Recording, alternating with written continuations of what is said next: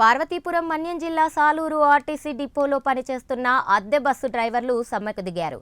గత 4 ఏళ్లుగా తమ వేతనాలు పెంచడం లేదని, తక్షణమే వేతనాలు పెంచి తమ సమస్యలను పరిష్కరించాలని డిమాండ్ చేశారు.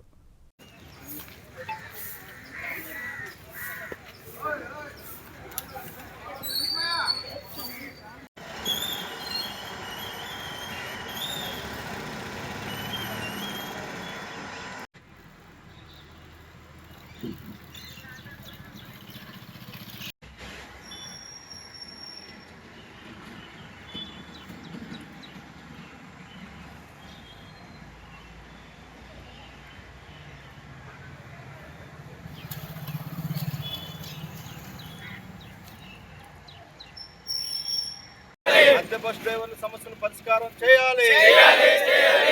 సాలూరు ఆర్టీసీ డిపో అద్దె బస్ డ్రైవర్ల ఐక్యత వర్ధిల్లాలి. సాలూరు ఆర్టీసీ డిపో అద్దె బస్ డ్రైవర్ల ఐక్యత వర్ధిల్లాలి. 6 ఏళ్లుగా జీతాలు పెంచిన అధికారులు యాజమాన్యం నిర్లక్ష్యం నశించాలి.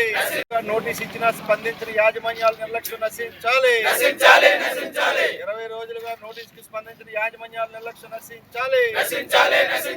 అద్దె బస్ డ్రైవర్ల సమస్యల పరిష్కారం చేయాలి. సాలూరు ఆర్టీసీ డిపో అద్దె బస్ డ్రైవర్ల సమస్యల పరిష్కారం చేయాలి. ఆట వేసుకుంటూ వస్తున్నారు కాబట్టి రాతపూర్వకంగా ఫిబ్రవరి 16వ తేదీన కోరడం జరిగింది. మార్చి 1వ తేదీలోపు వేతనాలకు సంబంధించిన సమస్య పరిష్కారం చేయని ఎడల అద్దె బస్సు డ్రైవర్లు చేసే ఆందోళనకు లేదా పోరాటానికి ప్రభుత్వం యజమానులదే బాధ్యతని తెలియజేయడం జరిగింది. మార్చి 1న చెప్పాము. అలాగే మార్చి 3ను కూడా డిఎం గారికి తెలియజేసిన ఎలాంటి స్పందన లేదు. ఈ ఉదయం నుండి ఈరోజు అద్దె బస్సు డ్రైవర్లందరూ కూడా చేసేది లేక విధులకు హాజరు కాలేనటువంటి పరిస్థితిని ఈరోజు ఓనర్లు ఆర్టీసీ అధికారులు కల్పించారు.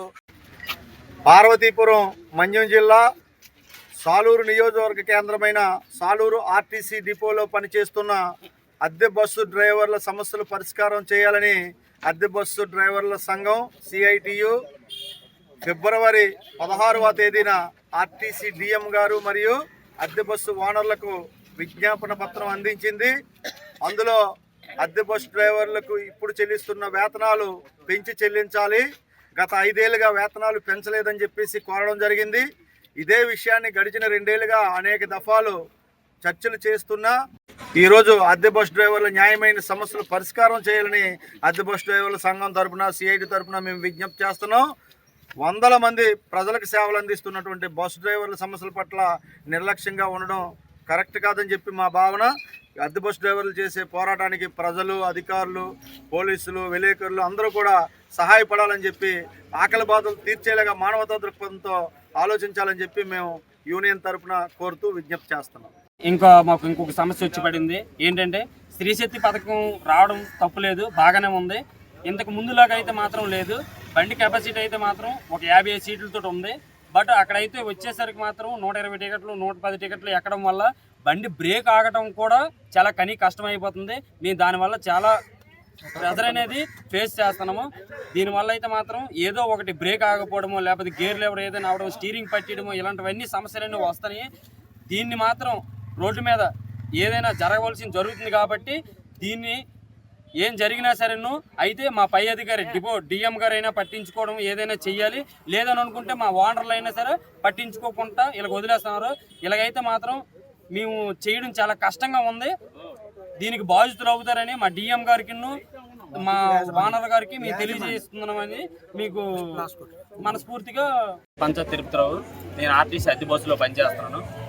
మాకు గత 4 ఏళ్లుగా జీతాలు పెంచట్లేదని మేము అడుగుతున్నాము మా ఓనర్లకి. మా డిఎం గారికి కూడా మా పై అధికారులకు కూడా మేము చెప్పాము. అయినా సరే మమ్మల్ని ఎవరు పట్టించుకోవట్లేదు. అందుకని ఈరోజు మేము బస్సులు అయితే మాత్రం డ్యూటీలకు వెళ్ళమని అనేసి ఉండిపోయాము. కాంప్లెక్స్ బయటను నెక్స్ట్ ఏంటంటే అలాగే జీతాలు పెంచుతారని మరీ కోరుతున్నాము. మా జీతాలు పెంచిన తర్వాత మా విధులకి మేము అందరం కూడా హాజరవుతామని మరీ కోరుతున్నాము. మా డిఎం గారికి కూడా చెప్తున్నాము, మా ఓనర్కి కూడా చెప్తున్నాము.